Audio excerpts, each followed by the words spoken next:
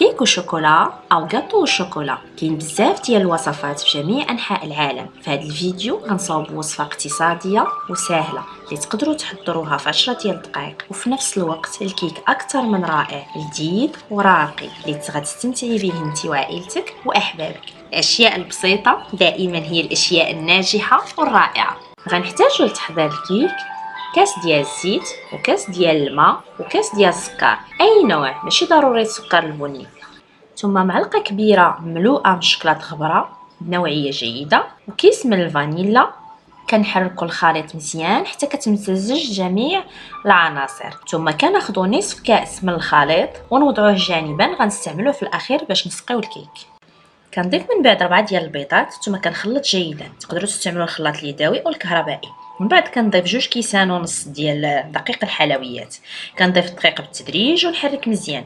في الاخير كنضيف 2 خمارات ديال الحلويات من فئه ديال 8 غرام، كل وحده من فئه 8 غرام، اي في المجموع 16 غرام.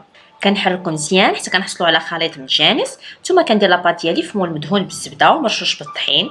كندير النص الكبير ديال الخليط وكنضيف ليه حبات ديال الشوكولاط الاسود نوعيه تكون جيده. من بعد كنضيف الكميه المتبقيه كما كتشوفوا.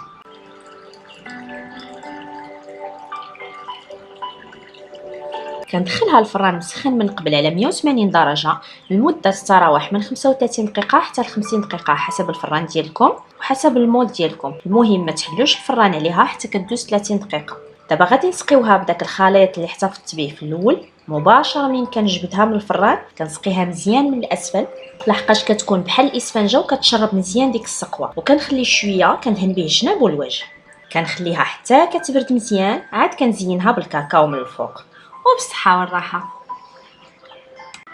الا كانت شي حاجه ما واضحاش تقدروا تخليو لي الاسئله ديالكم في لي كومونتير. وشكرا على مشاهده الفيديو حتى الاخير.